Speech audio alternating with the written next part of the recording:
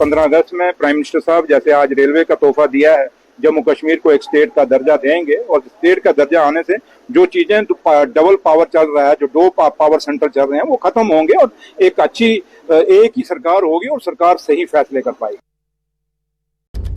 नई खबर, नई दृष्टि, नई दिशा, रंगीन खबरों की परत दर परत खोलता है।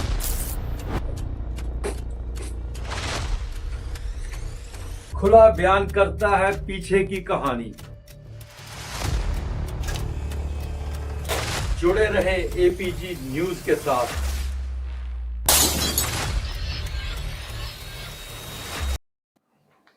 नमस्कार, प्रोग्राम 8 PM में एक बार फिर आपका स्वागत है और मैं हूं दर्शपाल गुप्ता। जम्मू कश्मीर के लिए सबसे पहले एक खुशखबरी कि एक और वंदे भारत ट्रेन जम्मू कश्मीर को मिली है जो अमृतसर से कटरा चलेगी। ये एक बहुत अच्छी बात है क्योंकि अमृतसर से कटरा के लिए अक्सर दिक्कत आ रही थी और ये एक ऐसी ट्रेन है कि उसे कटरा से जलंधर और ब्यास से होकर अमृतसर जाएगी, पर तीनों जो पिलग्रम एरिया है उसको कवर करेगी। अब दूसरी बात पे आते हैं, स्टेटहुड की बात सुन रहे हैं आप भी। जब से यूटी बनी थी तब से यही सभी सुन रहे थे कि हमसे वादा किया गया है कि बहुत जल्द हम जम्मू कश्मीर को राज्य का दर्जा देंगे और उसको लेके बड़े बड़े प्रोटेस्ट भी हुए, अपोजिशन ने आवाज भी उठाई, सड़कों पे आए और आजकल कांग्रेस जो है भूख हड़ताल पे बैठी हुई है। इससे पहले श्रीनगर, जम्मू और दिल्ली में उन्होंने प्रोटेस्ट किया। नेशनल कॉन्फ्रेंस की सरकार बनते ही नेशनल कॉन्फ्रेंस ने रेजोल्यूशन भी लाया स्टेटहुड के लिए, धारा 370 को वापस लाने के लिए, लेकिन कुछ नहीं हुआ। सभी को इंतजार था 5 तारीख को कि शायद हमें राज्य का दर्जा वापस मिल जाए, नहीं हुआ। उसके बाद इंतजार था कि सुप्रीम कोर्ट का फैसला आने को, क्योंकि डेट चल रही थी उसकी। उस तारीख पे भी एक नई तारीख मिली, 14 तारीख, राज्य का दर्जा नहीं मिला। अब उम्मीदें लगा के बैठे हुए हैं कि 14 तारीख को सुप्रीम कोर्ट से हमें राज्य का दर्जा मिलेगा।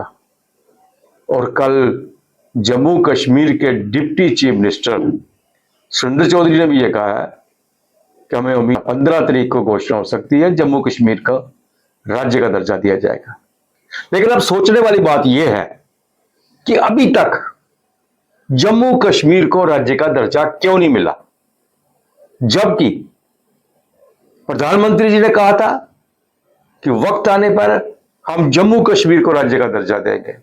होम मिनिस्टर ने भी कहा था हम राज्य का दर्जा देंगे, लेकिन मिला नहीं। स्टेटहुड इनसे छीनी गई, यूटी मिल गया। किस तरह से मिला यूटी? धारा 370 कैसे खत्म हुई, 35 से कैसे खत्म हुआ, ये सब कुछ आपने देखा और पार्लियामेंट के अंदर देखा, सड़कों से नहीं हुआ, पार्लियामेंट के अंदर देखा। और अब ये राज्य का दर्जा मांग करने वाले जो हैं इस बात को नहीं समझ रहे कि ये कोई मिठाई नहीं है, ये मिठाई का डब्बा नहीं है काउंटर के अंदर पड़ा हुआ है कि आप मांगेंगे और काउंटर से निकाल के आपको पकड़ा दिया जाएगा। कोई भी चीज जो है कानून के दायरे से होती है। निगाहें सुप्रीम कोर्ट की तरफ है। सुप्रीम कोर्ट जो है उनको कह सकती है लेकिन कानून नहीं बना सकती राज्य के लिए। अभी तक क्यों नहीं मिला? उसका कारण यह है कि आर्टिकल 3 के मुताबिक, कॉन्स्टिट्यूशन हमारा कह रहा है ना, उसके मुताबिक, संविधान की धारा 3 के मुताबिक हमें पार्लियामेंट में कानून बनाना पड़ेगा, वहां से पास करना पड़ेगा, फिर आपको जाके जम्मू कश्मीर का राज्य का दर्जा मिलेगा।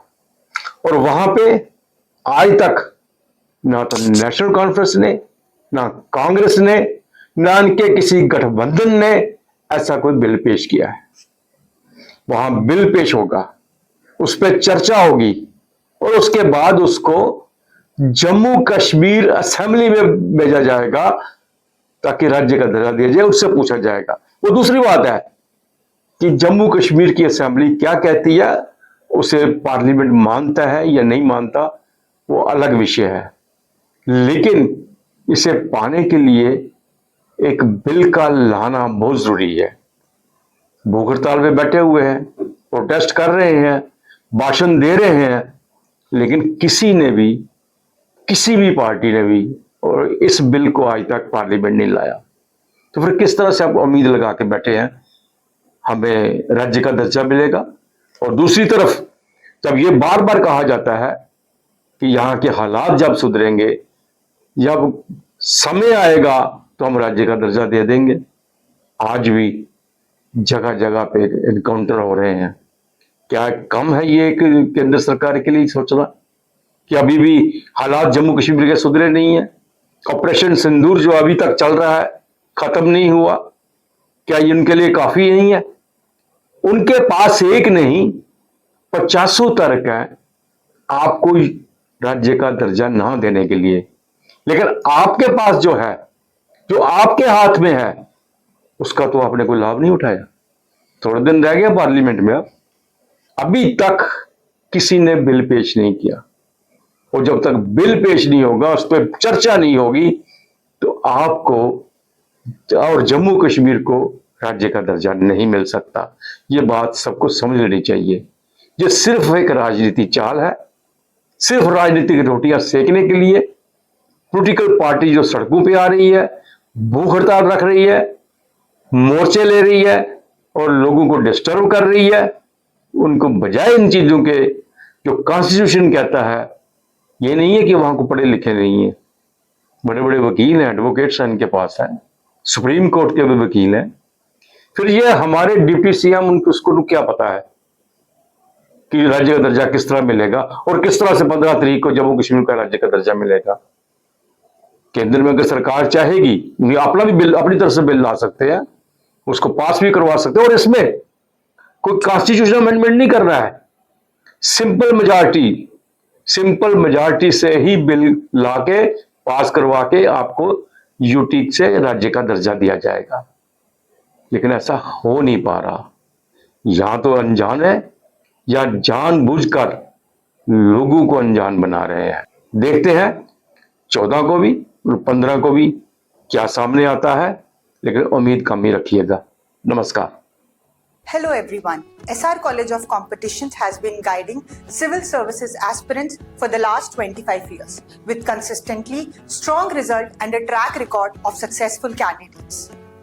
If you're a graduate, our regular batches are designed to give you a focused start for IAS and JKS examinations.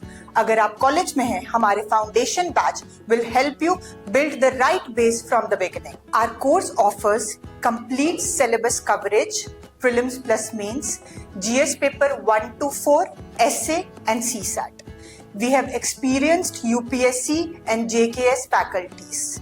We provide updated study material, regular tests, daily and weekly answer writing sessions, personalized feedback and mentoring by UPSC qualifiers. For free guidance session, you can call on the numbers given on your screen.